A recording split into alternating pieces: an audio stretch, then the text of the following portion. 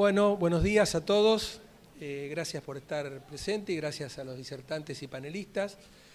Bueno, mi nombre es Juan Carlos Pendino, voy a coordinar esta mesa que es de desafíos en cuidados críticos. Como primer disertante nos va a acompañar el doctor Guillermo García Efrón.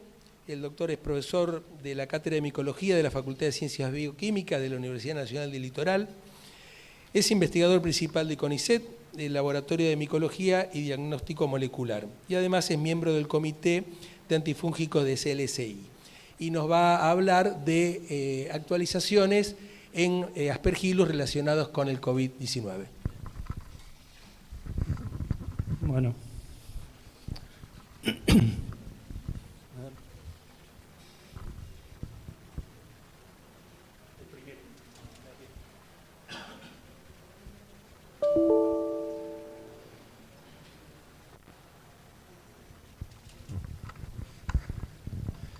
Bueno, primero quería agradecer la invitación. Me gusta volver a la presencialidad después de tanto tiempo. Mi primer regreso. Bueno, me pidieron que le hable sobre el diagnóstico de la aspergilosis pulmonar asociada a COVID, o CAPA, y cómo se debería hacer el diagnóstico en la actualidad. La charla la organicé de manera que poder comparar los protocolos. Bien. De manera de comparar los protocolos diagnósticos de ORC-MSG para pacientes inmunocomprometidos con los protocolos de CAPA. Y a lo último le quería mostrar un paper que publicamos hace unos meses de un multicéntrico describiendo nuestra experiencia en CAPA.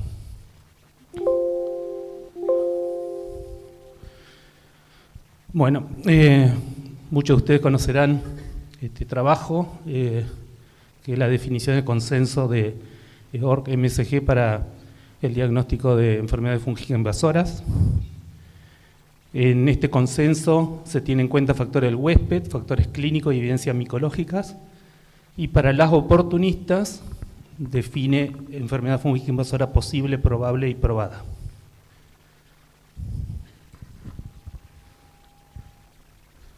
Entonces, el médico es el que define la EFI posible, sumando factores de huésped clínico, y induce la solicitud del análisis, y el laboratorio aporta los criterios micológicos para definir si una aspergilosis es probable o probada. Bueno, yo soy bioquímico, así que va a ser todo con un enfoque más de diagnóstico, ¿no? Entonces, el papel del laboratorio de micología entonces es transformar las EFI posibles en probables o probadas idealmente, o definir que una EFI posible no lo es decir, un resultado negativo.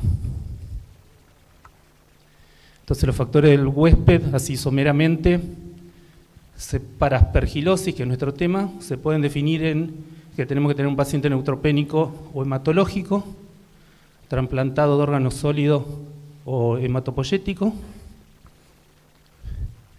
un tratamiento inmunosupresor, corticoides, inhibidores de T y células B, o alguna inmunodeficiencia heredada, o injerto contra huésped. Bueno, todo esto se basa en la patogenia del aspergillus, que, como saben, debe tener, cuando hay un tratamiento con corticoides, las hifas pueden invadir el tejido, y los neutrófilos destruyen esas hifas y producen la aspergilosis pulmonar con necrosis tisular localizada. Y si hay neutropenia, estas hifas se diseminan y da la aspergilosis diseminada. Los factores clínicos para la aspergilosis pulmonar, que es lo que nos reúne hoy, se ven acá. Básicamente son las lesiones, distintos tipos de lesiones, que incluyen el halo, signo de halo en la medialuna creciente, y también puede haber consolidaciones y otro tipo de lesiones. Entonces, el laboratorio entra en juego acá. Una vez que tenemos el factor del huésped clínico, el diagnóstico de aspergilosis se va a hacer con una EFI probable, es decir, una aspergilosis probable o una aspergilosis probada, va a diferir qué tipo de aspergilosis vamos a tener según el tipo de análisis que hagamos, pero sobre todo el tipo de muestra. Fíjense que para EFI probada necesitamos muestras normalmente estériles sobre todo. Bien. Entonces con esa introducción pasamos a la definición que publicaron Kohler y colaboradores en Lancet para el diagnóstico de capa. Se basa en muchos aspectos en los criterios de ORC, pero tiene modificaciones. Por ejemplo, factores de huésped clínico se pueden resumir en que tiene que ser un paciente COVID positivo en terapia, con síndrome de distrés respiratorio y signo radiológico. Entonces es mucho más simple, digamos, no hay tantos tipos de huésped y factores clínicos como en el de ORC. Y los criterios micológicos también dependen del tipo de muestra, lo que nos permite qué tipo de muestra usemos, vamos a tener una conclusión distinta. Para capa probada necesitamos una biopsia. Consecuencia de eso es que casi no hay capas probadas porque en muy pocos pacientes toman biopsias pulmonares. Entonces, casi todas las aspergilosis pulmonares asociadas a COVID son probables. Entonces, acá voy a ir haciendo una comparación de las metodologías según los dos criterios. Esta es la tabla que sale en el de ORC, dice material estéril, punción, aspiración, biopsia, donde veamos IFAs con evidencia de invasión tisular o daño tisular, ¿no? Entonces, para ORC, ver algo así en una biopsia donde vemos las IFAs, esto es un GROCOT, vemos las IFAs que van en una sola dirección, como alojándose de un punto, y con divisiones, con división en ángulo agudo con forma de I. Eso está indicando invasión tisular, es decir, cumple con esto. Punción, aspiración o biopsia, esto es una biopsia, IFAS, lo que vemos en negro, y la evidencia de daños tisulares que se están diseminando e invadiendo el tejido con los ángulos. Lo que hay que tener claro y que no dice mucho en los consensos es que eso no permite un diagnóstico de aspergilosis probada, sino de una hialoifomicosis probada. Este tipo de IFA la vamos a ver, por ejemplo, hemos tenido un caso nosotros asociado a COVID de Pseudosporium, se ve igual, no se puede decir que era una aspergilosis probada en ese caso, obviamente. Ahora sí, podemos decir que una aspergilosis probada si de esa muestra nos crece un aspergillus. En los cultivos, puse acá buena calidad porque si usamos saburó de mala calidad, los cultivos no tienen las características macroscópicas clásicas. Entonces eso, por ejemplo, ayuda, apuntaría ese color a que puede ser un aspergillus la sección fumigati, el que estamos hilando. ¿Ven? Entonces ahora que con el cultivo vimos las características microscópicas del aspergillus, sí es una aspergilosis probada. Hay que tener en cuenta que todas estas técnicas, estas dos técnicas, tienen una sensibilidad que depende de la calidad de la muestra. La formación del operador es fundamental. La sensibilidad varía mucho según la formación del microscopista. Y cómo se hacen los cultivos, qué se siembra, cómo se disgrega la biopsia, la calidad del medio utilizado y el uso de inhibidores de contaminantes. Por ejemplo, todos los saburos más comunes vienen hasta con antibacteriano incluido. Y hay que tener en claro que para los criterios el aislamiento de aspergillus de sangre, de hemocultivos, no indican una enfermedad endovascular, a diferencia si aislamos un fusarium, por ejemplo. Entonces, un hemo por aspergillus no me está diciendo que hay una aspergilosis endovascular, sino no habría que jerarquizarlo según este criterio. Entonces, pasando, bueno, esto que les conté vale, ahí ver, para volver, ¿cómo es? Ahí está. Esto que le conté de aspergilosis probada o bovialomicosis probada vale tanto para los criterios de ORC como para capa probada, es decir, teniendo las muestras estériles, que es lo que le dije que esto raramente ocurre.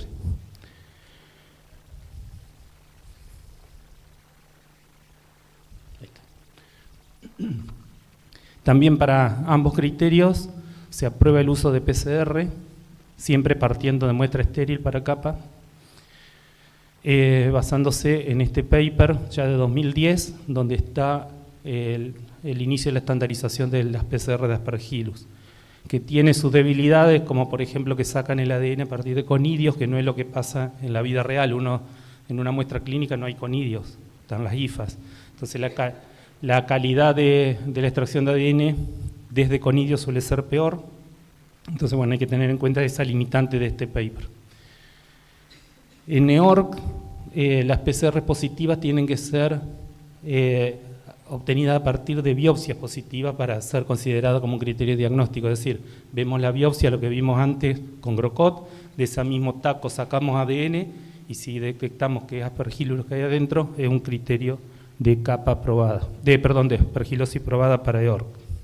En cambio, el capa, solamente sin ver las hifas, solamente con una PCR positiva de muestra estéril ya es suficiente para el diagnóstico. Bueno, ahora pasamos a las probables, que son las más comunes, o sea, son los diagnósticos que más habitualmente se dan. Para EORC se habla de estas metodologías y los directos de cultivo y la directa coloración y los cultivos parten de muestra no estéril, por ejemplo, esputo y val, PCR beta-glucánico lactomananos. Y para la aspergilosis asociada a COVID, probable, hay toda esta combinación de posibilidades de elementos diagnósticos. Entonces, podemos ver hifas tabicadas al directo o en Giemsa, un cultivo positivo, 2 PCR positivas en sangre o una PCR positiva en val. Cualquiera de esos criterios es suficiente para una capa probable, lo mismo que galactomanano en suero, una determinación mayor o igual a 0,5 o un val con mayor o igual a 1 como punto de corte. Acá marqué ese símbolo para este paper, es que la toma de muestra tiene que hacerse con broncoscopio. Es decir, no es lo que por ahí se llama minival o sin endoscopía, es decir, el único val válido para el diagnóstico de capa probable es el que es tomado con broncoscopio. Acá no van los muestras traqueales, aspirado, no sé cuánto, qué sé yo, bueno, que le ponen un nombre. O escriben val chiquitito que nos mandan, como le dudás porque es muy chiquito. Bueno, entonces, ¿qué vemos en el microscopio? En un val, por ejemplo, podemos ver las hifas tabicadas con divisiones bastante abundantes, son en general delgadas, o con calcofluor, esta misma muestra, donde nos da más sensibilidad, ¿no? También recuerden, esto es hialo y fomicosis probable, no aspergilosis probable. O acá hay un Giemsa, que es la coloración más habitual en esputo oval. Nosotros hacemos también un Grocott rápido, que si se acuerdan del Grocott de la biopsia se ve un fondo azul. No lo hemos podido lograr todavía, nos sale así amarillo el fondo, pero se ven bien las hifas en negro. Y bueno, el cultivo lo mismo, pero ya partiendo de muestra no estéril, un val o esputo donde crece Aspergillus, ya vas a hacer una aspergilosis o capa probable, ¿no? Y lo mismo, las PCRs, fíjense, usan la misma base metodológica, donde acá para EORC no hay la PCR, perdón, esto es un error, no es de biopsia, sino de muestra no estéril, y capa es partiendo de val, pero también de sangre. Esto es importante, es decir, en los pacientes con COVID, por ahí es difícil tomar un val, con una muestra de sangre podemos sacarle doble rédito. Hacer una PCR buscando Aspergillus de sangre completa y la misma muestra podemos sacar suero para hacer galactomananos. Bien, entonces tengan en cuenta, para capa, para el diagnóstico necesitamos 2 PCR positivas en sangre, tomadas 2 días distintos, un día y el siguiente, o una sola PCR positiva de VAL.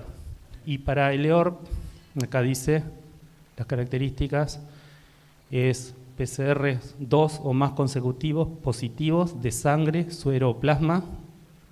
Nosotros nos funciona bien la de sangre, estas 2 tenemos menos rendimiento. Nosotros pedimos, para PCR de Aspergillus, pedimos sangre completa con ETA. Una PCR positiva en el VAL, para EORC necesitan 2 o más, cuando para capa una sola.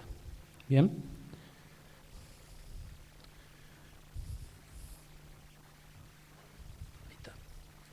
Bueno, pasemos a los biomarcadores, sea beta-glucanos y galactomananos.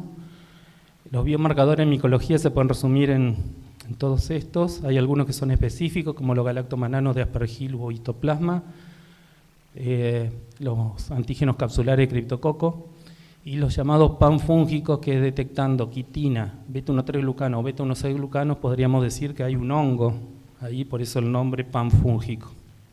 Bien. Para diagnóstico de aspergilosis, ya sea por EORC como para el protocolo de capa, para el de EORC usa el panfúngico, el beta-glucano, para capa no, y en ambos usan los específicos de galactomanano. Una pregunta que siempre surge es cuándo aparecen estos biomarcadores en sangre, en qué momento. Entonces, si vemos esta evolución del paciente, la evolución radiológica, los galactomananos y beta-glucano en suero y VAL, y el ADN en VAL, de Aspergillus, ¿no?, aparecerían antes de que haya síntomas evidentes radiológicos, signos radiológicos evidentes. El ADN de Aspergillus en sangre o suero aparece un poco más tardíamente, pero en general, según los trabajos, ¿no?, aparecería antes del signo del halo. Los síntomas del paciente aparecen en esta etapa y fíjense, el micológico clásico empieza a tener rendimiento relativamente malo, en el halo va mejorando un poco hasta que en esta etapa hay del micológico clásico un 50% de sensibilidad. Bueno, los beta-glucanos, nosotros no tenemos experiencia con beta-glucanos, no, al menos que yo sepa, no hay disponible en el país, y se basa en la detección de los beta-glucanos circulantes en sangre utilizando los anticuerpos del cangrejo de herradura, unos factores de precipitación en realidad, donde se ve un coágulo. Este reactivo, recuerden que es un panfúngico, es decir, cualquier hongo, si da positivo, cualquier hongo lo puede producir, que en realidad está mal, eso es una publicidad engañosa quizá, porque es positivo para ascomicetes, es decir, un mucoral, un criptococo, no da positivo a galactomananos, solamente Candida, Aspergillus, Pseudosporium, bueno, todos los ascomicetes dan positivo. Entonces sería, en vez de glucatel, glucamaybe, le dicen también, ¿no? Bueno, y fíjense, estos trabajos de un metaanálisis donde se ve que la sensibilidad y especificidad de los beta-glucanos es muy buena. Y bueno, acá como resumen, recuerden, SPAN, ascomicete en realidad, positivo en Aspergillus filamentoso y Cándida, negativo en criptococo, mucor, trichosporon, y hay falso positivo, por ejemplo, paciente con cirrosis. Pasando a galactomananos, que es lo que sí tenemos experiencia. Bueno, acá están los puntos de corte que sugiere EORC para inmunodeprimidos, con un ratio mayor a 1 de única muestra en suero y VAL y líquido cefalorraquídeo, y bueno, cambia según si, por ejemplo, tomamos un suero y un VAL al mismo tiempo, podemos bajar los ratios, si ambos son mayores de 0,7 o mayor de 0,8 respectivamente, también se considera positivo. Pero lo que tiene este paper es que, o sea, el paper me refiero al de EORC MSG, es que no especifica la técnica que utilizamos. no dice hay que usar el ELISA de Biorad, porque es comercial, es una marca. Entonces, pero al decir que usa ratios, está indirectamente diciendo que está utilizando un ELISA, porque los otros métodos que hay, los de tierra reactiva lateral flow, no hacen ratios sino lecturas. Entonces, la interpretación, sensibilidad y especificidad de los galactomananos depende del tipo de paciente, tipo de muestra y la metodología empleada. Eso hay que tener en cuenta. No, un 0,5, un 0,6 de galactomanano, sin saber el tipo de paciente o de qué muestra viene, no tiene sentido. Para capa probable, bueno, acá indica también índice de 0,5, mayor a 0,5 en suero, y VAL mayor a 1, pero siempre tomado con broncoscopio. ¿Bien? Y sí nombra que se puede usar ELISA o lateral flow con digital reader. Eso es fundamental. Este es el lateral flow de IMI, el nuevo, que primero lo vendieron sin el lector digital, es decir, uno tenía que ver la bandita, positivo o negativo, donde se escapaban los valores bajos. Entonces, bueno, después salieron con este lector digital donde uno mete la tira adentro y te da el valor. Y lo que sale acá es lo que le llaman lectura, no es ratio. Bueno, y ahora pasando a capa posible, que si se acuerdan, para EORC posible era lo daba el médico. Para capa, al posible también lo damos con factores micológicos. Bien, entonces, de vuelta, cultivo positivo, las IFAs, pero con un galactomanano respiratorio mayor a 4,5. Fíjense que la muestra es sin broncoscopio. O sea, para capa podemos usar muestras sin broncoscopio, pero los valores de galactomanano se multiplican por 9, ¿no? No, en respiratorio, perdón, por 4,5 y en suero son mayores. ¿Bien? O sea, todo lo que es sin broncoscopio es más estricto. Pero el inconveniente es que estos números, uno lo lee en el trabajo y no tiene ninguna referencia, es decir, son números que parece elegido al azar, no tiene un respaldo de algún paper o algún trabajo que respalde que 4,5 indica una aspergilosis en una muestra sin broncoscopio. Bueno, entonces ahora les muestro, este es un trabajo que salió publicado en Medical Mycology hace unos meses, donde es un multicéntrico, donde vimos la prevalencia de capa acá en Argentina. Participaron 3 centros de derivación, 8 hospitales, donde recibíamos muestras de 8 hospitales, públicos y privados. Nosotros en Santa Fe, el laboratorio del doctor Giciano en Chaco y el del doctor Álvarez, Cristian Álvarez en Tucumán. Y también participaron 3 hospitales de Cava, el de la UBA, el Ramos Mejía y el Durán, en conjunto con el Muñiz. Lo tomamos como una sola porque Durán tomaba muestra y hacía lateral flow y Muñiz hacía ELISA. Entonces, criterios de inclusión eran pacientes adultos con PCR positiva COVID, en la primera ola del COVID, todos internados en UTI, con asistencia respiratoria y neumonía bilateral. Tenía que cumplir todas esas características para ser incluido en el trabajo. Entonces tuvimos 578 muestras de suero de 185 pacientes. Y fue una toma de muestra independientemente de la sintomatología. Entonces pedimos que se tomara una muestra en los días 2 y 7, o sea, en la primera semana en UTI, la segunda muestra a los 7 días de la primera, y la tercera semana y subsiguiente a los 7 y 10 días de las anteriores. ¿Bien? En algunos pacientes tuvimos VAL y sangre entera. Sangre entera, estos 32 pacientes eran los nuestros, solamente a nosotros nos mandaban sangre entera porque hacemos la PCR. Juntamos 185 pacientes y a todos se les tomaron datos de laboratorio, radiología, etcétera. Bueno, acá están los métodos utilizados. Lo más interesante es que de los sueros, de los 578 sueros, a todos le hicimos lateral flow con digital reader y a 258 se le hizo en paralelo el ELISA para comparar la eficiencia o la correlación, ¿no? Entonces, por la microscopía se le hizo a todos los VALs y PCR a 15 muestras de VAL y 42 se le hizo PCR en sangre completa. Bueno, entonces usamos el protocolo que les describí antes como guía. Ahí está. Bueno, acá está la epidemiología, no cambia respecto a cualquier otro trabajo, con los grupos etarios, los grupos de riesgo. Pero bueno, acá sí empieza a cambiar la mortalidad de los pacientes, fue del 36% más o menos, contando los 185, ¿no? No había relación con la edad, estadísticamente. La estancia promedio en terapia fue de 24 días. La estancia en UTI de los sobrevivientes fue mayor que de los que murieron. Y acá está la comparación metodológica. Graficamos galactomanano en sueros, el ratio, versus la lectura del FDA. Entonces vimos, la mayoría era negativo, como era de esperar, se concentraron en el primer cuadrante ahí, y no había diferencia según las técnicas, no había gran diferencia. Después detectamos que las hemólisis provocaban resultados excesivamente elevados, entonces informamos eso para que una muestra hemolizada sea rechazada, no sirve como criterio diagnóstico. El lateral flow tiene la ventaja que las marca como inválidas, porque tiñe toda la tirita de rojo, entonces no ves la rayita roja.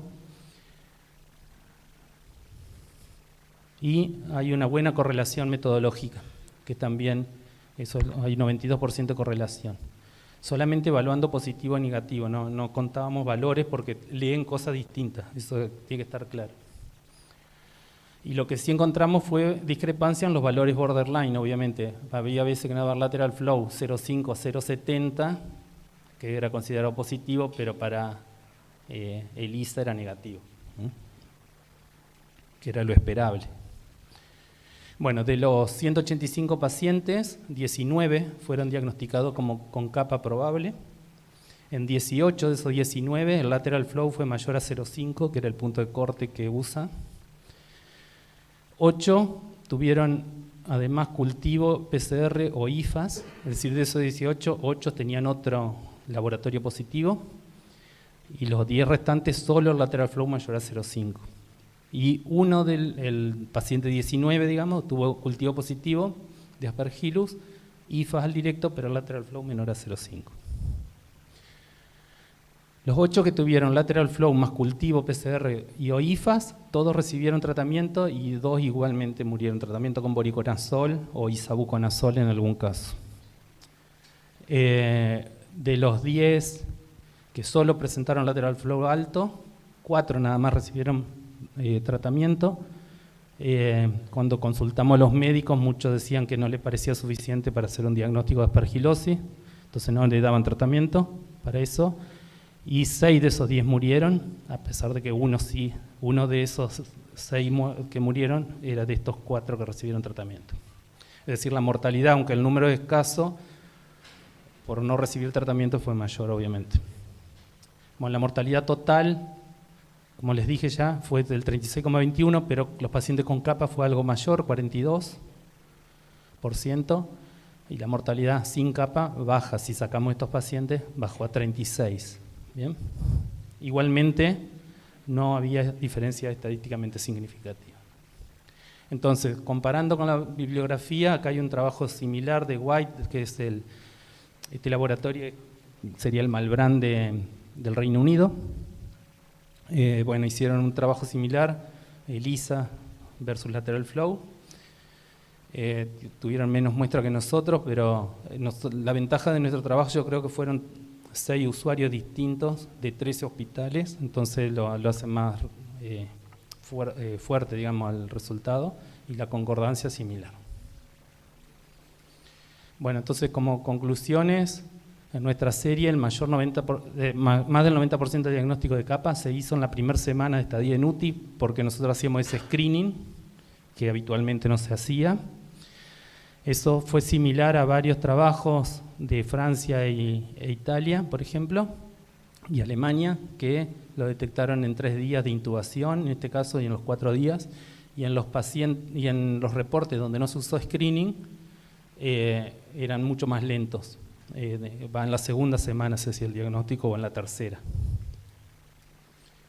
Entonces, bueno, ya en este trabajo de Bartoletti proponen hacer un screening para todo paciente en terapia con COVID, con asistencia respiratoria, para mejorar el diagnóstico.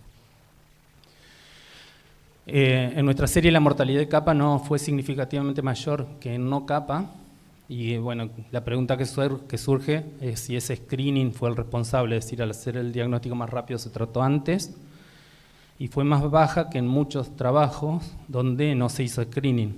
En muchos trabajos fue más del 70% de la mortalidad de capa.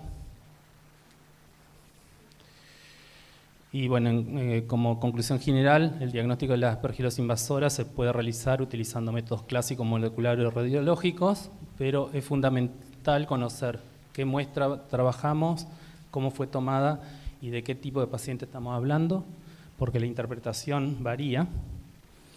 Los puntos de corte en galactomananos en suero son mayores si el paciente es oncohematológico, recuerden, es un mayor a 1, un mayor a 0,5 para capa. Las lecturas con lateral flow son comparables a los ratios de ELISA, con ese gráfico que les mostré, se demuestra, y el uso del lateral flow como screening aceleró el diagnóstico de capa. Es decir, por eso proponemos una cuantificación seriada y rutinaria de los galactomananos en estos pacientes. Bueno, nada más, y acá tienen mis datos por si necesitan contactar. Gracias.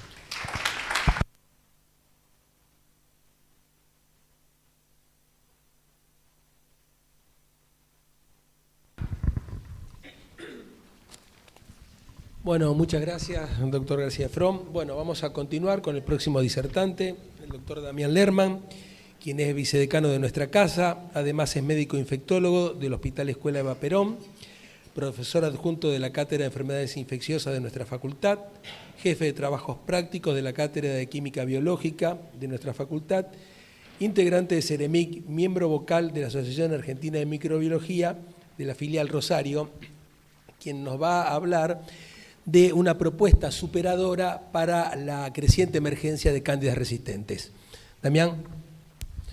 Gracias, Juan, muy amable. Gracias a toda la gente que vino, ya estuvimos hablando un poco de esto. Vamos a esperar que aparezca. Mientras tanto yo voy agarrando esto. Bueno, como yo soy docente universitario, a mí me gusta siempre usar la pizarra. Yo soy del tiempo de las diapositivas, así que esto para mí es realmente demasiado superador. Pero en verdad voy a agarrar la pizarra para hacer un antes y un después de cuando empezamos y cuando terminamos de hablar, para poder trazar qué es lo que aprendimos al final de esta ponencia, que no tiene más de 20 minutos o de 25, depende cómo venga la mano. Lo primero que dejo siempre en la pizarra para que quede claro es que el tema que voy a hablar tiene un gran signo de pregunta. Las candidemias, la emergencia de resistencia en cándida y sobre todo la posibilidad de ofrecer algo superador para eso es una incógnita. Y es una incógnita, siempre fue una incógnita y lo va a seguir siendo en la medida que no resolvamos los problemas que nosotros tenemos para llegar a esto. En mi presentación le pongo lo más importante, que soy papá de Tommy, de Juana, de Renata y Vera, que tiene -3 porque está por llegar, que por supuesto vivo en Rosario pero soy de Unión, y lo demás que ya habló mi compañero, que es de Newell, así que vamos a empezar. Les traje una breve reseña de lo que también, de historia, de 2 minutos, porque yo soy un historiador fracasado. Les traigo la breve reseña de historia para ponerle a alguien que a mí me encanta siempre hablar y lo abro en todas las clases que puedo y lo rescato demasiado para que entiendan cuál es el espíritu del encuentro, que es Donado. ¿Vieron la calle Donado? Los que son de Rosario, ¿no? Donado fue una persona súper rescatable de la historia, estuvo presente en la Revolución de Mayo, la pensó, la ideó de una manera muy particular, que fue hacerse cargo de la imprenta que estaba en bancarrota. Él la tomó y la puso de pie. Pero no la puso de pie porque tenía la idea de hacerse rico, la puso de pie porque se reunía la jabonería de Vieites y planificaba una patria lejos de la monarquía española y sabía que la manera de obtenerlo tiene que ver con el papel. Y lo sigue siendo hoy. La comunicación sigue siendo parte importante de cómo obtener cierta determinada cantidad de cosas. Y él, de hecho, lo sabía, lo había planificado y se adueñó lícitamente de ese lugar. ¿Y qué hizo Donado? Hizo algo muy sencillo. Cuando el Cabildo Abierto se preparó, como tantos otros cabildos abiertos que hubo en nuestro territorio mucho antes, a donde solamente iban a participar gente de la alta sociedad, cuando se preparó este cabildo abierto para lograr la revolución y hacernos independientes, se sabía que se iba a llenar de españoles. Entonces él tuvo la brillante idea, que había planificado hace muchísimos años, de imprimir entradas falsas.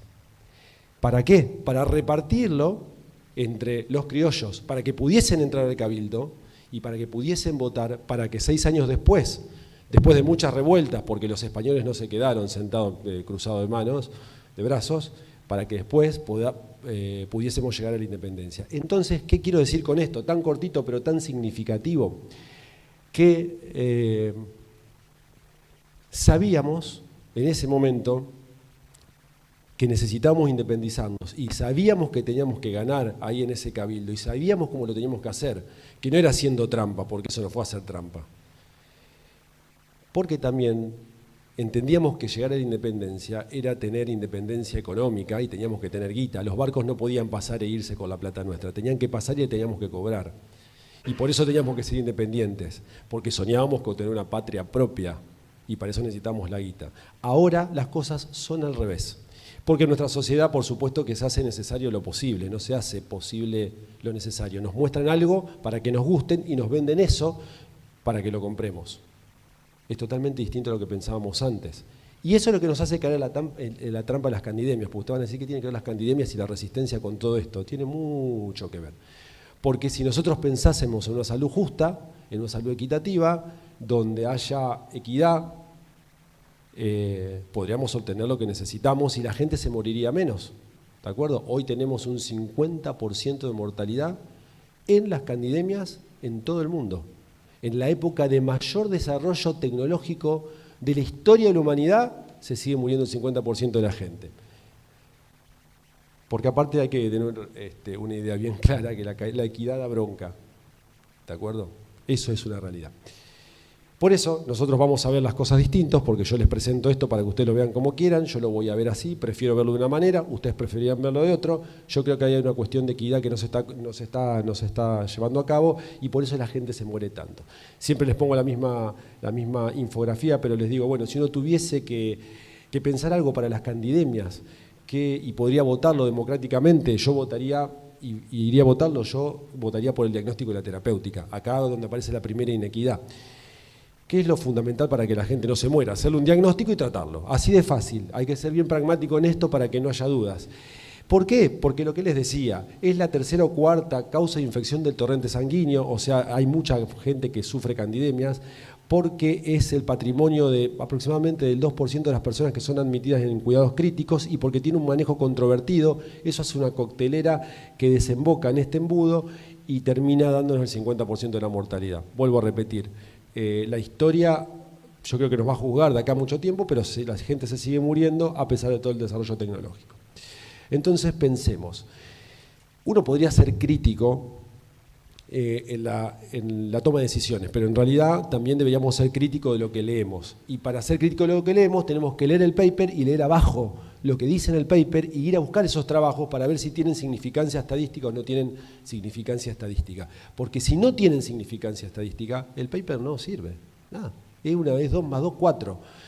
Pero bueno, uno se embeleza viendo un pedacito de imagen que dice cómo tiene que tratar un paciente, que es un paciente modelo que viene de otro país, y nosotros lo hacemos acá en la unidad de cuidados críticos del Hospital Centenario, Eva Perón, lo que fuese, y no pensamos. Pero bueno, yo les vengo a traer también un poquito para que ustedes piensen que en verdad muchos de los trabajos que leemos sobre candidemias tienen que ver con la realidad de la candidemia. La candidemia se hace el diagnóstico en la mitad de los pacientes. Se muere la mitad de los pacientes y el diagnóstico se hace en la mitad de los pacientes. Y los papers que leemos generalmente están hechos sobre el 50% de los pacientes que le dio positivo, porque el otro 50% nunca supimos que tenían candidemias y por lo tanto no entran dentro de los trabajos. Y por lo tanto eso adquiere una gran significancia porque la mitad tiene diagnóstico y la mitad no tiene diagnóstico. ¿Cómo podemos basar nuestras decisiones terapéuticas solamente en papers que nos hablen de las cándidas que se han recogido? Si no las tenemos, también hay que tenerlas en cuenta. Es todo una contradicción en sí mismo. Y generan los errores que generan, por supuesto, ¿no? Bueno. Porque para hacer el diagnóstico de candidemia, en realidad tenemos pico y pala todavía, les cuento. tenemos el hemomico que mandamos a nuestros compañeros y compañeras bioquímicos y bioquímicas que nos dicen a las 48, 72 horas que está creciendo una cándida, y con suerte a las 72 horas después qué tipo de cándida tenemos.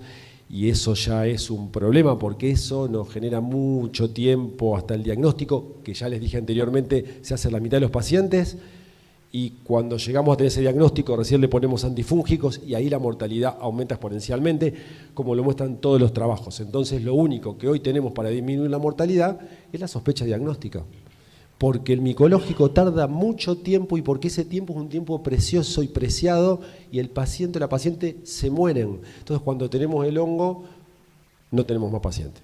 Y eso está bien demostrado en todos los estudios. Yo les traigo algunos acá que también tienen sesgo, pero que son interesantes, que muestran la mortalidad de la cándida, que ya se las conté, pero que sobre todas las cosas muestran, para que ustedes vean el tiempo, lo valioso del tiempo, porque nos muestran la mortalidad de acuerdo a la cantidad de horas que tardamos en empezar la terapia antifúngica y cuánto tardamos en general para empezar una terapia antifúngica. Ustedes van a cualquier unidad de cuidados críticos. Acá tenemos cerquita a mi compañero que toda la vida estuvo en las unidades de cuidados críticos. Sabemos muy bien que tardamos mucho tiempo en poner antifúngicos porque tenemos dudas, siempre, más de 72 horas. Y para ese entonces ya se nos murió el 50% de los pacientes. Entonces tenemos una manera de hacer diagnóstico rudimentaria, nada, la misma que hace millones de años, las otras no las tenemos. Tardamos, porque tardamos en pensar mucho en poner el tratamiento, y por ende se nos mueren los pacientes, y por lo tanto hay que sospechar, y ese ya sospechar es bastante subjetivo, que un paciente tenga o no tenga candidemia. ¿En quiénes lo sospechamos? Casi siempre en los mismos pacientes, los que tienen múltiples esquemas antimicrobianos, obviamente, los que han sido sometidos a cirugía abdominal por una lógica topográfica, aquellos que tienen nutrición parenteral, pacientes diabéticos, lógicamente en relación con su inmunomodulación distinta, los pacientes en hemodiálisis, claro que sí, y pacientes obesos o con corticoterapia tienen muchas más chances de hacer candidemias. Y claro que sí, si están cursando internación en unidad de cuidados críticos. Esos son pacientes sospechosos, a los cuales se le han endilgado numerosos score, como acá tenemos el Cándida, que es un score viejo, porque en realidad data del año 1999, se hizo en 1.700 pacientes, se hizo en pacientes en unidades de cuidados críticos con otra metodología de tratamiento, pero también con otra capacidad de ser sometido a diferentes tipos de drogas. Por lo tanto, empieza a perder valor, tiene un alto valor predictivo negativo, pero no tan alto valor predictivo positivo. Por lo tanto, sigue siendo el ojo clínico, entre comillas, ¿no? El que nos permite sospechar la candidemia para ponerle tratamiento antes para que la cándida no nos mate. Sigue siendo bastante complejo, ¿no? Pero lo que no es complejo, y lo que realmente tenemos que tener en cuenta, y les pido que presten bastante atención a lo que están mirando, es que los estudios que son serios nos están mostrando de alguna manera que el tratamiento empírico es la única salida para evitar la mortalidad y es la llave de entrada para la emergencia de la resistencia de cándidas. Tenemos una contradicción en sí mismo en este punto. Digo, si yo tengo que poner tratamiento empírico a mucha gente para que no se muera cuando sospecho, pero le pongo de más y estoy utilizando un arsenal terapéutico increíble, también voy a generar resistencia en el futuro no tan lejano. Y es lo que está pasando en el mundo, en realidad. Y para ver si tenemos que hacer o no tratamiento empírico, miramos algunos estudios, decimos, bueno, hacemos tratamiento empírico, y algunos estudios nos dicen que sí, algunos estudios nos dicen que ni, la mayoría nos dice, bueno, háganlo para que no se mueran. Tomo, por ejemplo, podríamos hablar acá, pero vamos a hablar de este estudio, un estudio interesante que muestra la utilización de tratamiento empírico en pacientes con shock séptico, atribuible a cándida, y muestra mejores resultados. 28 pacientes, nada más, 28 pacientes, para que ustedes vean la cantidad de pacientes, ínfima. Es interesante porque tiene un diseño interesante, pero son poca cantidad de pacientes. Este trabajo nos manda a otros trabajos que nos muestran el impacto del empirismo sobre la mortalidad, muestran el mejoramiento de los pacientes que han sido sometidos a terapia empírica. Pero bueno, si uno afina un poquito el lápiz con esto y si afina el lápiz demasiado se va a dar cuenta que entre la mayoría de los trabajos, por cada 20 tratamientos empíricos de sospecha de candidemia, solo hacemos diagnóstico en uno. O sea, cada 20 que nosotros tratamos, solo tenemos el diagnóstico asertivo en uno. Por lo tanto, no sé qué está pasando en el medio. Vidas voy a salvar, cándidas resistentes voy a generar. ¿De acuerdo? Entonces, es un tema bastante remanido que hay que charlar. Hay que afinar el lápiz, no hay ninguna duda, porque apenas afinemos el lápiz y abramos el telón y nos demos cuenta de lo que nos está pasando, nos vamos a dar cuenta que vamos a estar siempre pisando arenas movedizas, porque en definitiva el tratamiento empírico en los pacientes chocados, en los pacientes sépticos que están en terapia intensiva, que tienen todos aquellos que yo le nombré, o que tienen corticoterapia, obesos, o que tienen cirugía abdominal, que tienen posibilidad de tener cándida, si uno acierta en el diagnóstico, la mortalidad disminuye. Pero si uno no acierta, aumentan los efectos adversos, aumentan los costos y, por supuesto, se genera resistencia. Por lo tanto, el problema es bastante grave. Y fíjense cómo se hubiese solucionado hasta acá. Si hubiésemos pensado como pensaron nuestros grandes próceres, ¿no? Nosotros no pensamos en desarrollar el diagnóstico y traerlo acá. Pensamos en desarrollar el arsenal terapéutico. Y todo esto se cae y nos vuelve a dejar en el mismo lugar que empezamos, en el que hacemos, ¿no? Cómo nos movemos. Para los infectólogos, lo más difícil de hacerle entender a los demás médicos y médicas es cuando hay que retirar el antimicrobiano. Una vez que está puesto, chau. Si se salva con el antimicrobiano, bárbaro. Y si le sacaste el antimicrobiano y se muere, la culpa la tenemos los que se lo sacamos. Y bueno, ¿cómo explicar todo esto que nos está pasando? Hay que hacer equilibrio, hay que tener cintura. Y para hacer equilibrio, tener cintura y resolver el problema que tenemos y que al final de esta ponencia podamos tener un signo de pregunta distinto, ni siquiera lo vamos a resolver hoy, por supuesto, es que hay que ser pragmático y resolutivo. Hay que tomar una decisión. ¿Qué hacemos? Bueno, los americanos en el 2016 dijeron esto, que para mí no es para nada pragmático, pero es una opinión personal. Tratamiento empírico debe considerarse en pacientes en estado crítico con factores de riesgo de candidiasis y ninguna otra causa conocida de fiebre, y debe basarse en la evaluación clínica, los factores de riesgo, los marcadores sustitutos de cándida, bla, bla, bla. El paciente se murió. ¿De acuerdo? Es tan largo que llevado a la realidad, no estoy haciendo un parangón, nada, que no es real, pero es largo, es difícil de interpretar. ¿Qué es pacientes en estado crítico? ¿Son los chocados, son los no chocados? ¿Qué apache tienen? ¿Cómo entran a terapia? ¿Cuál es su enfermedad?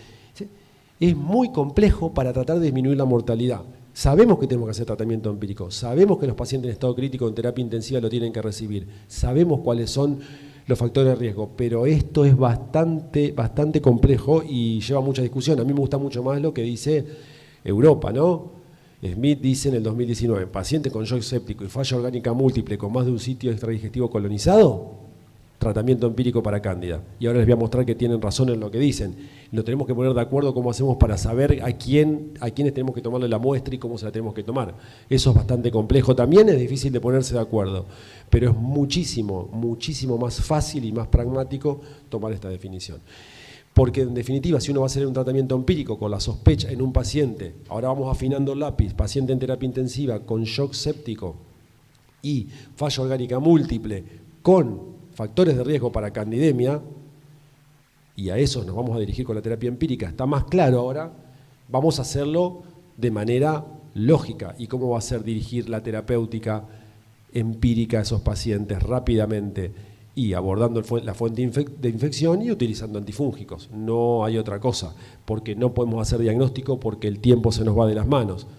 Y si vamos a abordar la fuente de infección, vamos a hacer, tenemos 1 millón de papers, todo dice lo mismo, vamos a sacar catéter venoso central, vamos a intervenir las colecciones abdominales si las hubiese, porque si no los pacientes no van a mejorar, y obviamente vamos a, una vez que hacemos lo que tenemos que hacer, al mismo momento vamos a utilizar antifúngicos, y vamos a tener en cuenta el trabajo de Bassetti que dice remover fuente infectiva y usar antifúngicos es la única salida para poder disminuir la mortalidad en candidemias siempre y cuando lo hagamos rápidamente, sí o sí, sin importar el antifúngico que utilicemos.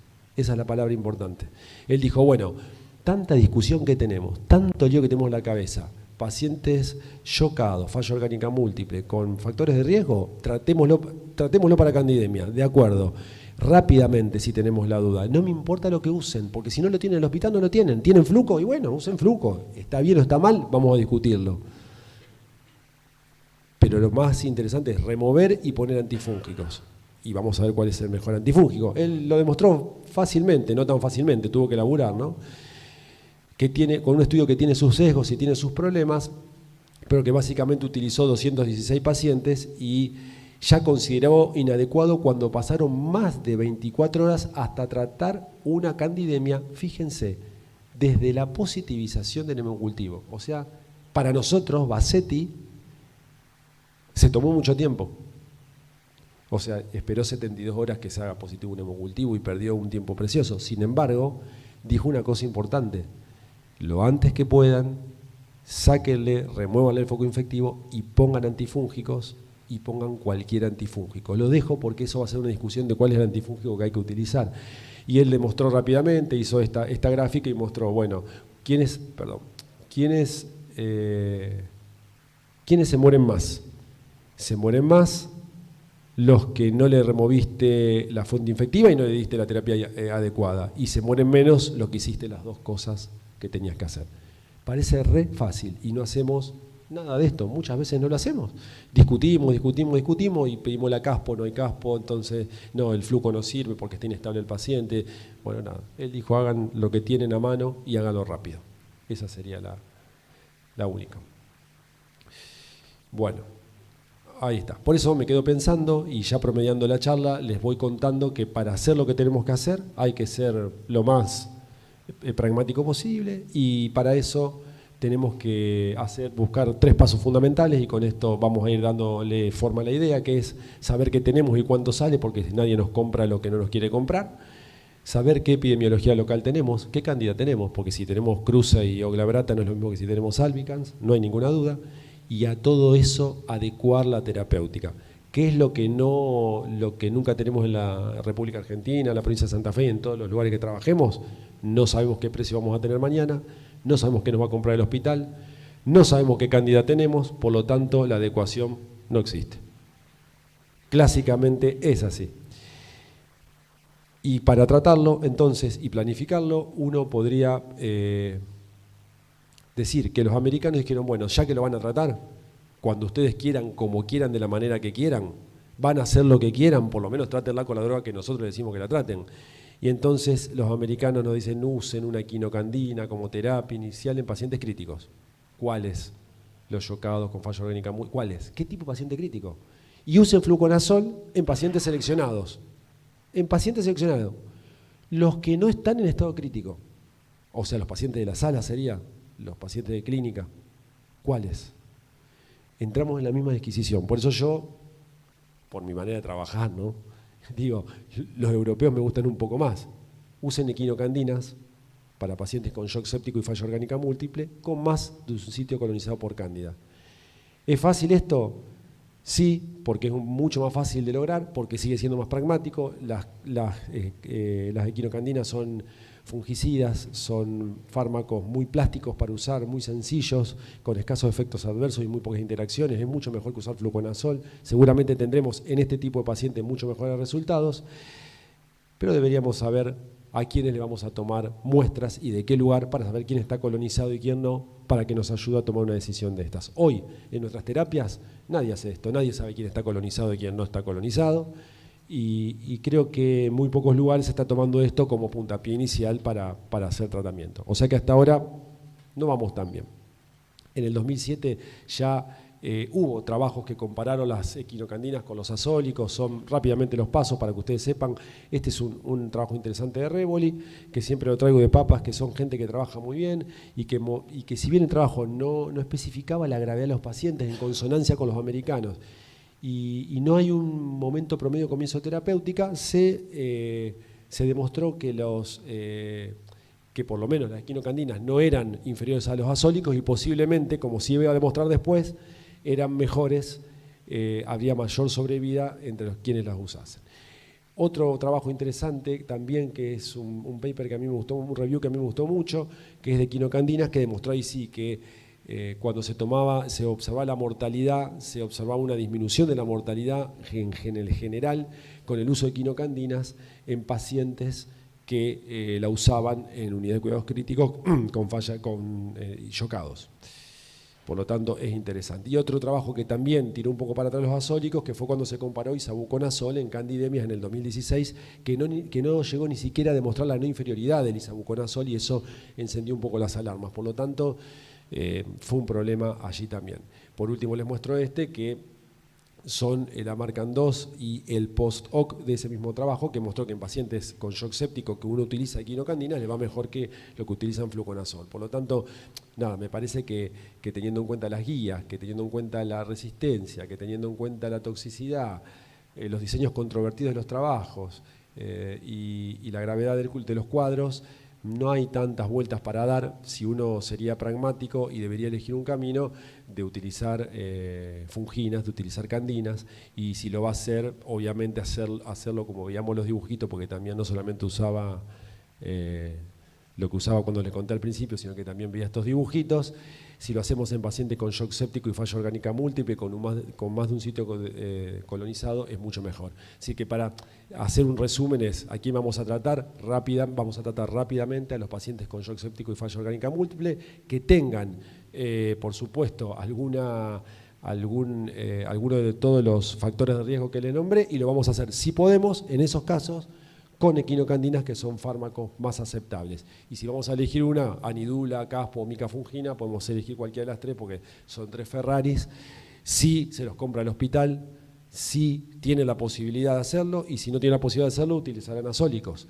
Tenemos que darnos la mano en algún momento y decir, bueno, hasta acá llegamos, nos rendimos, los pacientes siguen muriendo, díganos qué hacer, hacemos eso. En los pacientes sin shock y falla orgánica múltiple, yo creo que la duda sigue estando planteada, me parece que la discusión está abierta, dependerá de la epidemiología local. Mientras tanto, y para ir terminando, está la otra pata que nos llevó a esta charla, que es, vamos a hacer todo lo que dijimos, que no sé si está bien o está mal. Primero, para empezar, tengo el signo de pregunta planteado, y encima, si llego a hacer eso que no sé si está bien o está mal, no sé qué cuestión epidemiológica me atraviesa en el lugar donde trabajo. Nadie sabe qué tiene, ni bacterias, ni bacterias, o sea que menos para hongos. Entonces, mientras tanto, todo esto sigue pasando y en el mundo empieza a haber algunos signos de alarma que tenemos que prestarle atención. En Estados Unidos, la Candida albicans ya representa menos del 50% del total de los aislados en candidemia. La glabrata, una cándida haploide que tiene gran capacidad de adquirir resistencia y es difícil tratamiento, ya forma parte del tercio de los aislamientos. La parapsilosis constituye el 15%. En Australia y Dinamarca, por ejemplo, la glabrata, con su particular dinámica, ya está cercana al tercio de los aislados de las candidemias. En España, el 13%. En África, la albicans y parapsilosis están cabeza a cabeza, y en Asia la albicans y la tropicalis con su gran capacidad patógena. En la India ya tenemos un aumento indiscriminado de tropicalis, que son la primera causa de candidemia, de aislamiento de candidemia en la India. Vuelvo a decir, tiene una capacidad patogénica muy importante y son muy peligrosas. Y el mundo no nos está dando buenas señales. ¿Qué está pasando en Estados Unidos, por ejemplo, con la cándida parapsilosis? Ahora voy un poquito más fino. Y al fluconazol ya está mostrando estos índices de resistencia. En Europa lo mismo, observen el salto. Fíjense la cándida tropicalis, de vuelta gran poder patógeno, aumento de la resistencia en Estados Unidos, aumento indiscriminado de la resistencia, muchos papers en la Unión Europea.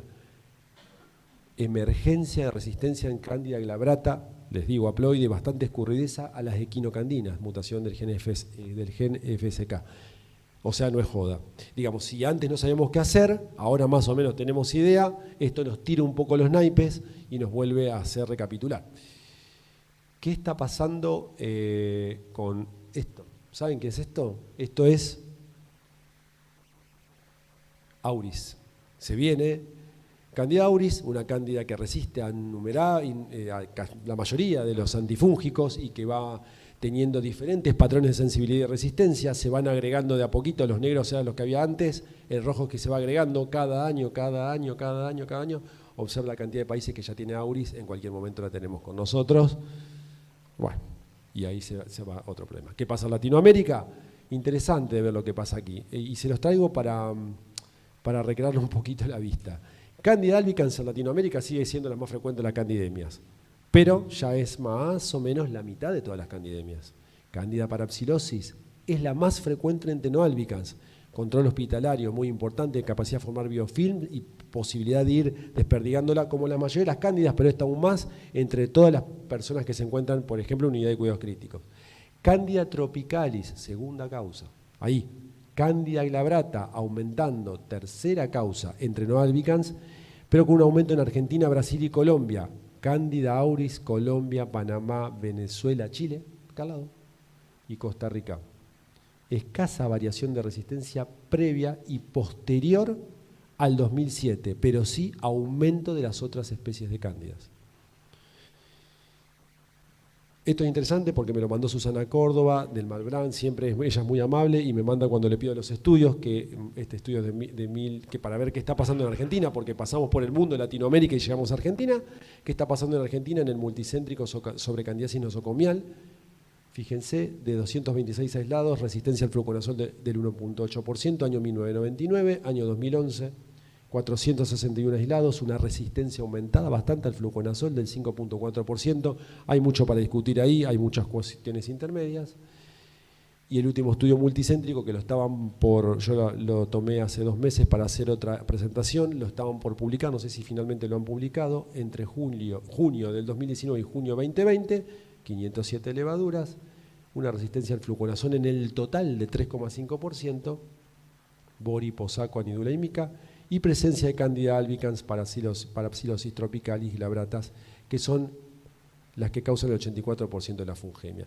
¿Qué les quiero decir? Empezamos a repartir especies de cándidas, empezamos a desperdigar todas las especies de cándidas, no hicimos grandes variaciones en la resistencia, pero sí es un problema de salud creciente y sí nosotros no sabemos qué está pasando, nosotros no sabemos. Por suerte no tenemos Candida auris, aunque hayamos visto, no significa que no haya. Por lo tanto, ¿qué tenemos en el horizonte para pensar? Tenemos en nuestra región aumento de casos de Candida glabrata. Fernando Riera, que después va a disertar, tiene 2 estudios en donde muestra eso también. Interesante, aumento de la resistencia de la Candida parapsilosis al fluconazol, por lo tanto cuidado con las terapéuticas empíricas que utilicen fluconazol en lugares donde haya Candida parapsilosis y por supuesto la no tan grata noticia de que a Candida auris podría llegar en algún momento. Por lo tanto, ¿qué tenemos que hacer rápidamente? Estudiar, obviamente, debatir, un debate sano. Acá nadie tiene la razón. Tenemos que saber qué seleccionar como antifúngico de manera más apropiada. Recuerden que se muere el 50% de las personas. Tenemos que saber cuándo iniciarlo lo antes posible, pero cuándo interrumpirlo para evitar la resistencia. Y tenemos que tener un correcto control hospitalario que muchas veces falla. Cuando digo cuándo interrumpir y cuándo comenzar la terapéutica, pongo énfasis, porque si a las 48 horas se nos va la duda de la candidemia, la terapéutica hay que retirarla. Porque se genera resistencia y se gastan recursos de la salud pública, por ejemplo, entre otras cosas. Y podríamos hacerle caso a numerosos trabajos. Uno de los más lindos es el que hizo Vázquez, que dice, bueno, si uno tiene un paciente que que lo trata por una candidemia y sospecha o tiene certeza que tuvo la candidemia y el paciente mejora y a los 5 días está estable hemodinámicamente, sabemos que tiene una cándida que no es resistente al fluconazol y da algunas otras aseveraciones, saquémosle la caspofungina después de los 5 días y pasemos a la terapéutica con fluconazol. Por ejemplo, para poder ahorrar dinero y no generar resistencia inútilmente.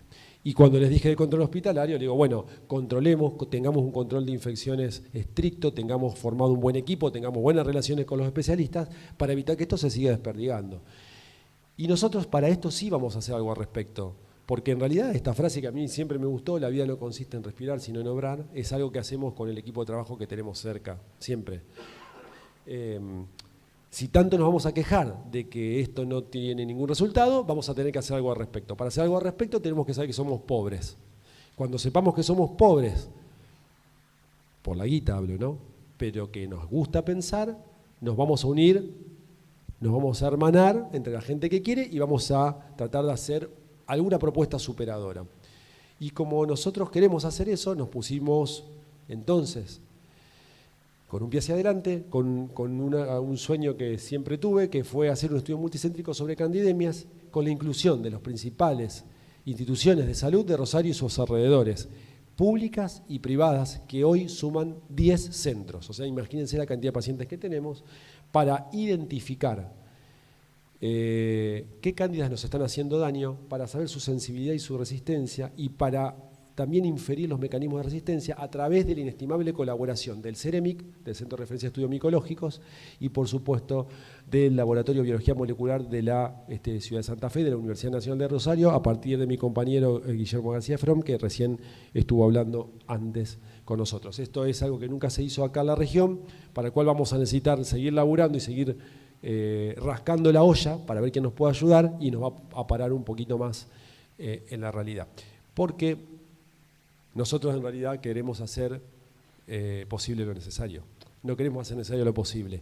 Porque hay un momento que nos tenemos que parar a ver qué estamos haciendo. En definitiva, por la sencilla razón que yo siempre decía que tratar una candidemia siempre era una cuestión de fe, no una cuestión de sabiduría científica, por la disparidad de criterios, pero que eso que puede ser gracioso no lo es tanto cuando uno lee un paper del año 79 que dice que al igual que en el año 2022 se moría el 50% de las personas con candidemia.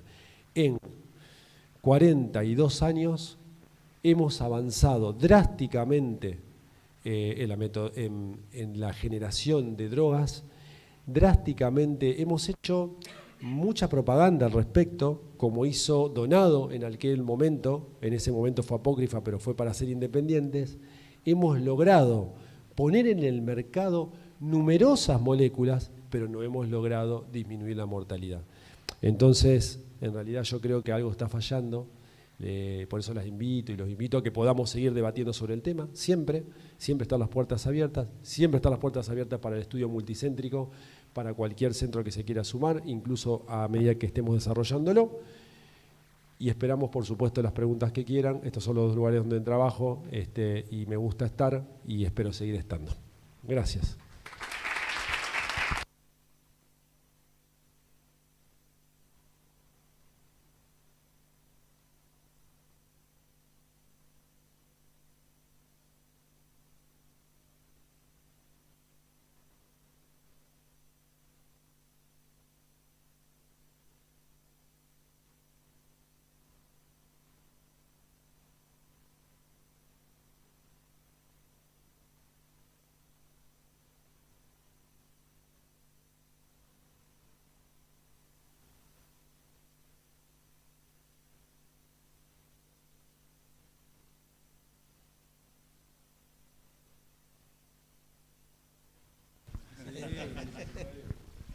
Perdón.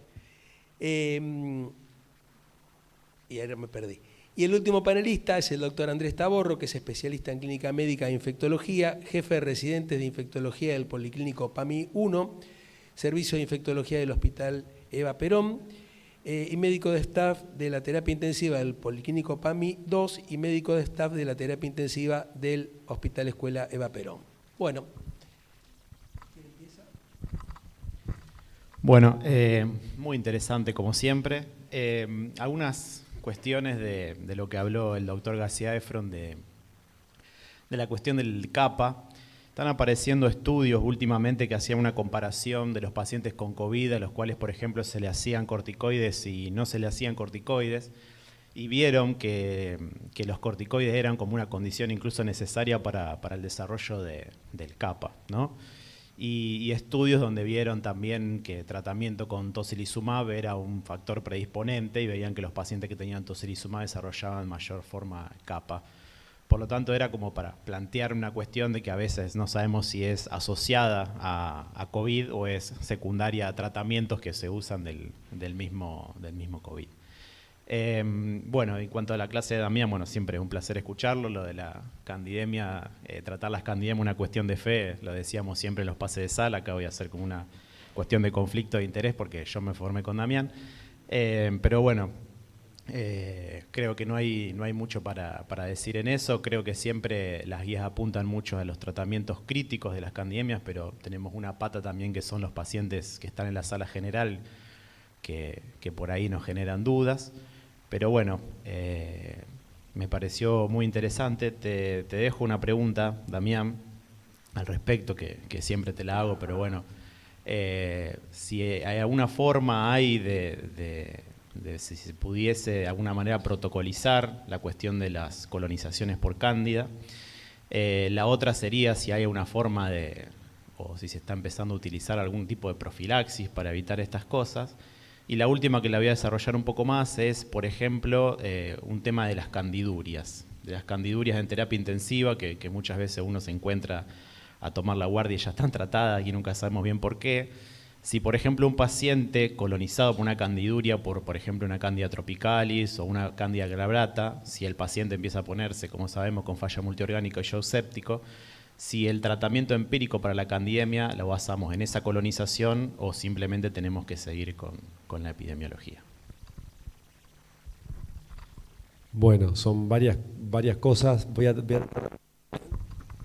tratar de responder de la manera más lógica. A mí me parece que el tema de vuelvo a hacer hincapié en un punto que para mí es fundamental. Yo creo que es importante ser pragmáticos en la decisión para evitar que los pacientes se sigan muriendo. En ese pragmatismo, vuelvo a hacer una breve descripción. Yo prefiero tomar una decisión sobre una guía terapéutica basada en evidencia científica robusta, como puede ser, por ejemplo, la europea, y decir, bueno, el paciente chocado y con falla orgánica múltiple, con factor de riesgo para candidemia, lo voy a tratar. Y en esa guía habla de la colonización. Y la colonización es un problema que con los microbiólogos tenemos que resolver en algún momento, porque tenemos que poner en un momento tenemos que decir, bueno, vamos a censar la colonización de los pacientes, tenemos que definir la característica de los pacientes que vamos a censar y el momento en que lo vamos a hacer. ¿Cuáles son los días en que lo vamos a hacer? ¿Desde cuántos días hace que está internado y cuándo lo vamos a hacer? ¿Y qué valor le vamos a dar? El valor es importante porque es un valor epidemiológico de peso y creo que nos allanaría mucho el camino en ese momento para tomar una decisión terapéutica adecuada. Y con eso me voy a tu última pregunta, porque en realidad si yo tengo una cándida en orina la tomaría como un sitio más colonizado, digamos. Y si yo tuviese los dos sitios que me dice, me podría tomar una decisión terapéutica acorde a la cándida que rescaté de la colonización.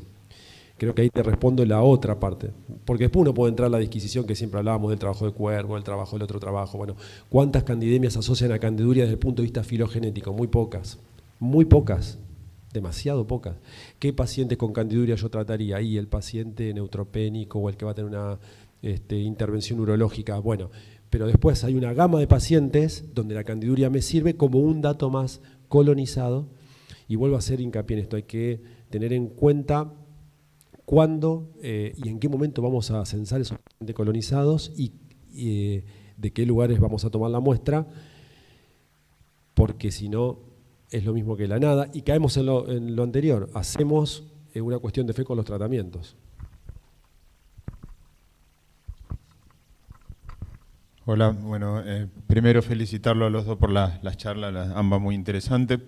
Y después un poco, en base a lo que dejaste planteado, Damián, de un estudio multicéntrico, les quiero comentar un poco lo que observé en el centro de referencia.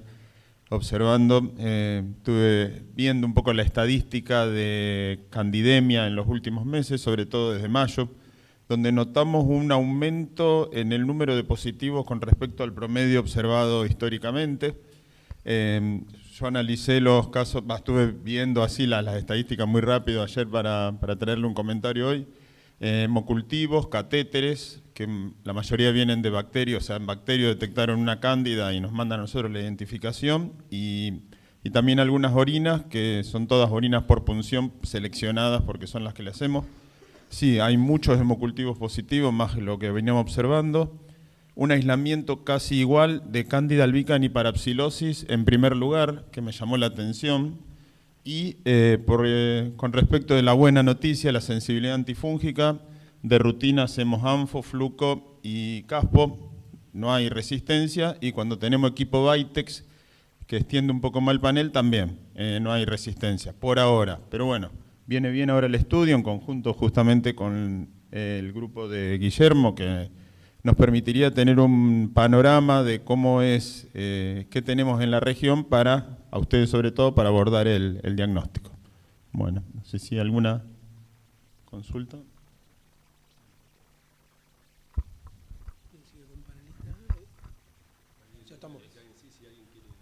Bueno. Perdón. Gracias, Pendino. No, bueno, también felicitar a Guillermo y a Damián por este enlace entre la historia, la filosofía y lo biomolecular, los marcadores y la necesidad de ponernos en acción. Sin duda es cuando aparece un patógeno que nos muestra algún perfil de resistencia, sobre todo una unidad de cuidados críticos, y sobre todo por el riesgo que entrama la diseminación, sin duda nos pone en alerta. Hoy nos reúnen los patógenos micóticos, la cándida, un germen exigente, porque coloniza rápidamente a nuestros pacientes, porque es difícil su diagnóstico, y una vez que invade territorio hospitalario es difícil erradicarla. Creo que el desarrollo, como hablaban los colegas, de una metodología para ir sobre esta problemática es crucial, desde las medidas que conocemos, las más simples y eficaces, como el lavado de manos, la desinfección, pero también la importancia de los enlaces entre los equipos médicos, los equipos microbiológicos, para lograr buena evidencia. Y yo creo, y voy al último que plantea Damián, la necesidad de generar datos epidemiológicos locales y territoriales. Así que nuevamente felicitar y muy buenas las presentaciones. Perfecto, gracias. Bueno, una vez hecha la participación de los panelistas, si el público presente o quienes nos acompañan virtualmente quieren hacer alguna pregunta, estamos a disposición. ¿Alguna pregunta de ustedes, de los que nos acompañan por Zoom?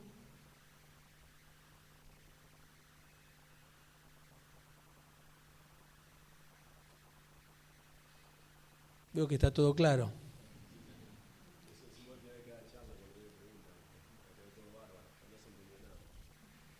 No, okay.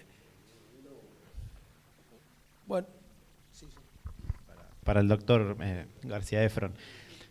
Durante la pandemia vimos, por ejemplo, que la globalización hizo posible que hablemos con colegas, por ejemplo, de Colombia, que ellos nos decían que no tenían la posibilidad de hacer, por ejemplo, el galactomanano en BAL ni en muestras de fibrobroncoscopio, porque no tenían la disponibilidad, y ellos hacían el galactomanano en aspirado traqueal. O sea, también los pacientes estaban en estrés respiratorio, era muy difícil hacer el procedimiento, entonces era un aspirado, de eso hacía un galactomanano y subían un poco tal vez el ratio para considerarlo positivo. ¿Eso tendría una validez para algún tratamiento? ¿Está validado? ¿Se podría utilizar o...? No, mira, lo único que está validado es suero y BAL con broncoscopio. Esos son los únicos que tienen respaldo, que si tenés, por ejemplo, 0,7 significa algo. Que te dé 2 en uno sin broncoscopía, no. Entonces, yo preferiría, antes de tomar un BAL sin broncoscopio, para tomar suero, que tenés un resultado que significa, podés interpretarlo, ¿me entendés? O sea, pero bueno, es mi... Bueno, y después, sobre lo que dijiste, el trabajo nuestro, por ejemplo, eran todos los pacientes, o casi todos, tenían corticoides, sobre lo que dijiste al principio, era la primera ola que era evolucionando todos los días, sí. Bueno.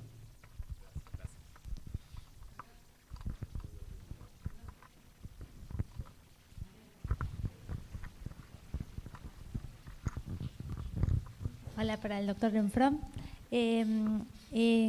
Considerando muestras de suero para el diagnóstico de galactomananos, ¿cada cuánto recomienda tomar las muestras de suero, ya que 2 resultados positivos se tomarían como significativos.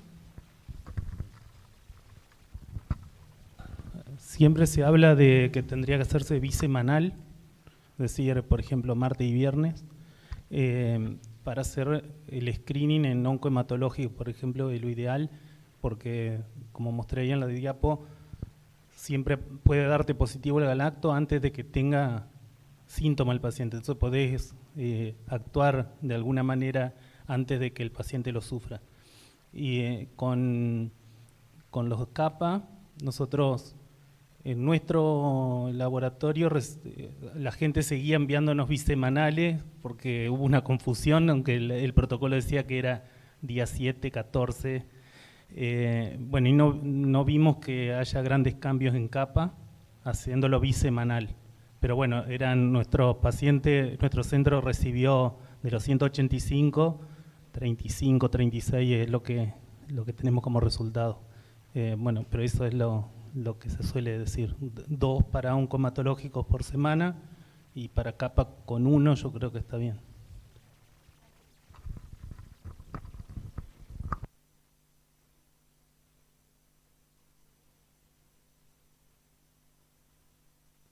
¿Alguna pregunta más?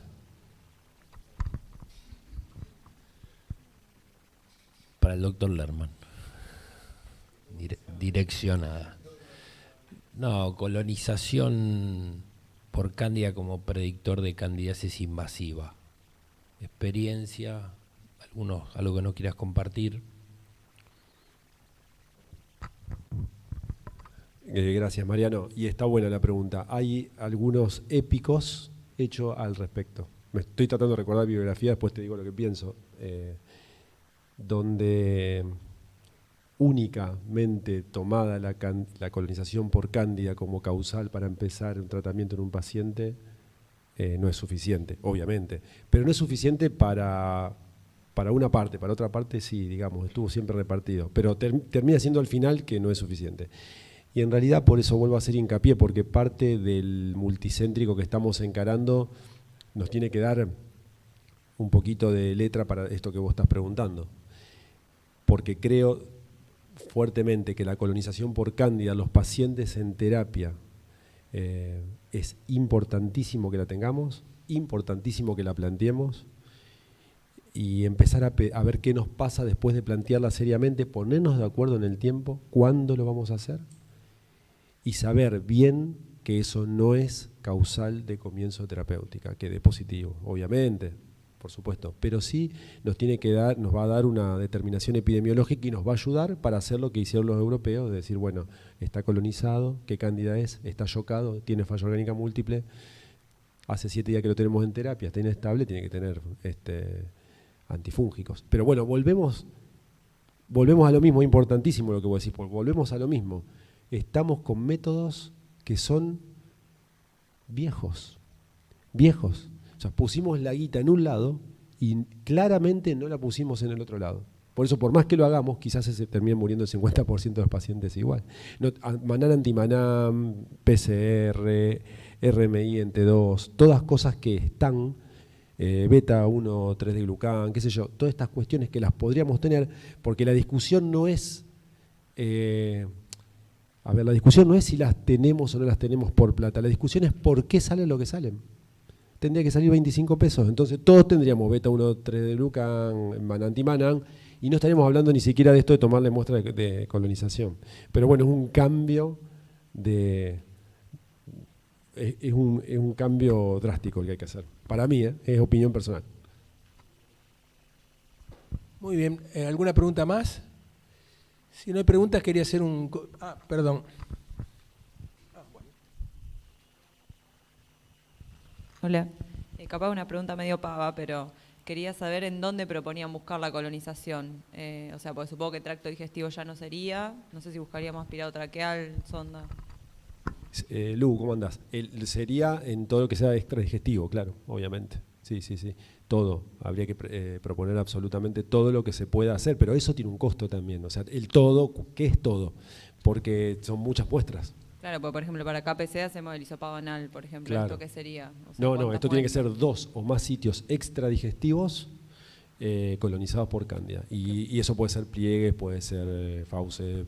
Es decir, podemos plantearlo de varios lugares, puede estar en la orina, pero también eso tiene un costo y tiene un tiempo, y aparte que le vamos a mandar a los microbiólogos, se imaginan que si hicimos todos los pacientes de terapia, a partir del cuarto día de terapia le vamos a mandar 5 muestras, a Hernán, 5 muestras, a vos, especialista, Tomás. En una época se hacía, me acuerdo que nos llegaban todos los hisopados, pero daba todo positivo en todos los hisopados.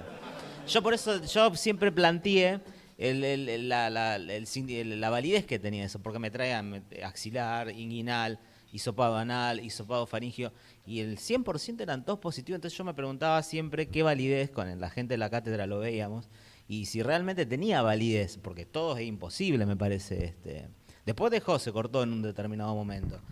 Pero no sé, yo siempre me planteé el tema del score y de esos hisopados, qué validez tenía, porque era todo positivo y hacerle sensibilidad a todo, y me parecía una locura a veces. Sí, porque se usaba el índice de colonización por cándida. Esto iba ahí. Entonces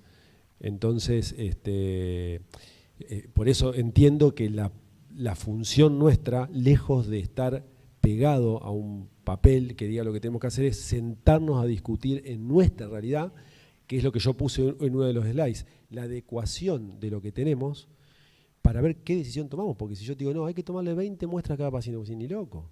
20 por 20 camas de terapia, ponele, ¿no? No puedo. Pues lo que decía Lucía está bueno. ¿De dónde? ¿En qué momento? Y eso hay que discutir. Fer.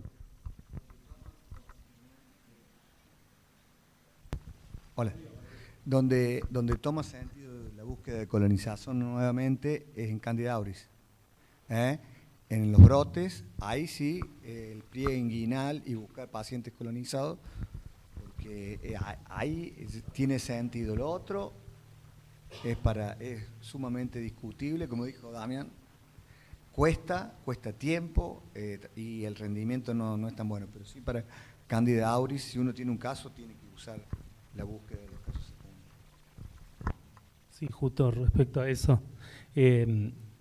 Con Candida auris, por ejemplo, en Valencia, que en el Hospital La Fe, que tienen Candida auris hace como 12 años o 10 años instalada ahí, va saltando un paciente al otro, hacen colonización rutinaria para ver de encontrarla, pero en el 12 de octubre en Madrid, que no tienen, no la hacen.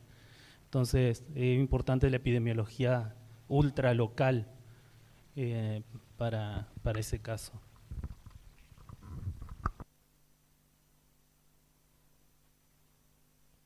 ¿Alguna pregunta, comentario más? Si no hay más preguntas, 2 cositas. Fui testigo de esto que dice Hernán. No eran charlas tan amistosas. Bueno, obviamente creo que Hernán tenía razón en algunas cosas, nosotros en otras, bueno, pero es cierto que dejamos de mandarles muestras. ¿Algún comentario con respecto a la charla del doctor García Fromm? Destacar esto del uso de broncoscopio para el rescate de las muestras.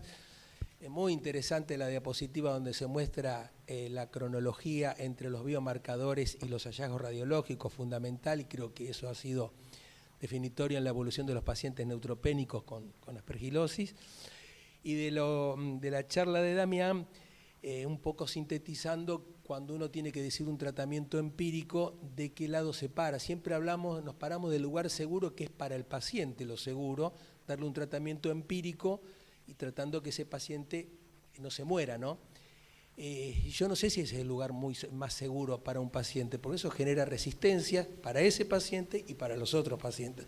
O sea, yo creo que, como dijo Damián, el lugar seguro todavía no existe y tal vez, bueno, todos los estudios que están en marcha y, bueno, obviamente celebro este estudio que se puso al hombro Damián, nos va a dar la pauta de lo que está pasando al menos en nuestra región.